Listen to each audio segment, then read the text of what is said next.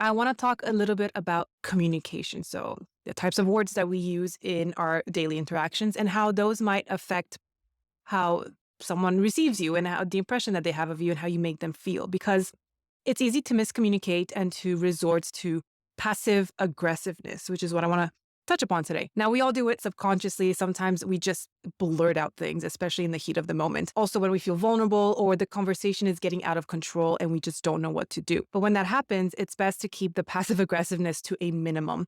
As it could actually exacerbate the situation and throw more fuel to the fire, which is not something we want to do, especially if we have social anxiety. That can really escalate things and make us feel even worse about ourselves. Now, I don't know about you, but if someone replies to me with, "Ugh, whatever," oh my goodness, the gloves are on. So, with that being said, here are some phrases that shouldn't come out of your mouth unless your goal is to actually be passive aggressive. Then, by all means, go ahead, feel free. But if that's not your goal, then let's see how we can rephrase some of these things and really change our perspective around them. Now, as I go through these phrases, try to see how they make you feel. How are you triggered by them? Are you like, "Oh, now I get it. I don't like that." See what kind of reaction you have, and then maybe you'll understand how others might also react to them. All right, so number 1, good for you.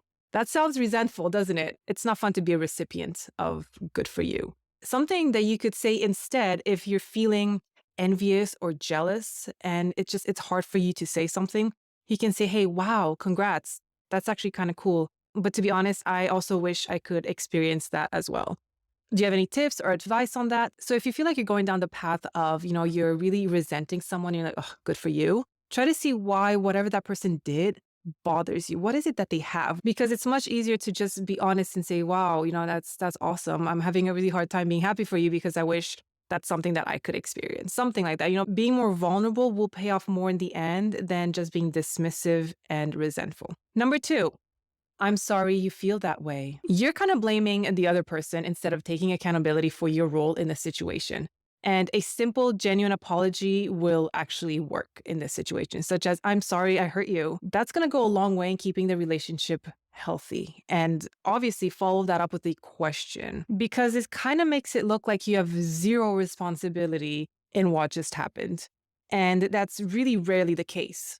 And yes, miscommunication and misunderstandings do happen, but saying, "Hey, I'm sorry you feel that way," kind of just makes it all about them and as if you're not even part of the equation. Number 3, "It's fine." This reminds me of this cartoon, the dog and the fire's all over him and he's just having a cup of coffee as if nothing's happening. Everyone knows that when you say that, you're lying. And I mean, it's like you're fine, and that means it's a lie. It's just kind of like the association now. It's a code word for being overwhelmed, sad, scared, jealous, or whatever the case may be. So simply just open up and say what you mean. You will feel better and the person will appreciate your vulnerability. Number 4, whatever. This is dismissing what the other person said and is a way to shut down the conversation. It doesn't feel good for either person and it creates unnecessary tension. Remove it from your vocabulary just immediately. 5, "If you say so." Again, this is very dismissive of the other person's feelings or concerns or opinions, making it sound like they're delusional for thinking that way. Instead, you could ask them to clarify why they have that opinion and why it's important to them, because people will have different life experiences than you do. People will have different perspectives. And you can't just blurt out, "Oh, if you say so," and then just end the conversation. That leaves them in a horrible spot where they feel like, well, whatever they have to say doesn't matter because you're not willing to listen. Number 6, "You're just too sensitive." How many times have you heard that one? Be honest. Now, if you're going to actually do that to someone else and you're going on the attack, it's a natural human response that someone will feel hurt. And it's not on them to be less sensitive. It's on you to be more kind.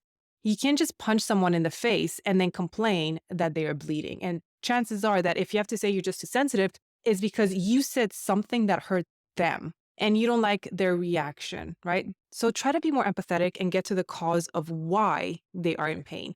Why are they so sad? What is it about what you said or did that hurt them, that made them quote unquote sensitive? All right. So these are the 6 passive aggressive phrases. I'm actually going to put a link to the article that inspired me to talk about these and elaborate on them. But these are definitely things that we need to pay more attention to in conversations. I'm definitely guilty of saying many of these, and especially to, people that I'm close to and feel comfortable with. These are not things that you would normally say to a stranger or at work, but more so to the people that you're closest to, which is even worse, I guess, in a way, because you're passive aggressive and shutting down conversations with those who love you and are open with you and wants to have that connection with you. So if you find yourself passive aggressive, try to see why. What is it that triggered you? Because usually your reaction should tell you more about the situation than what someone said. So that's always something that I have in the back of my mind. All right, that's it for today's conversation and tip, I guess, on navigating social anxiety practically.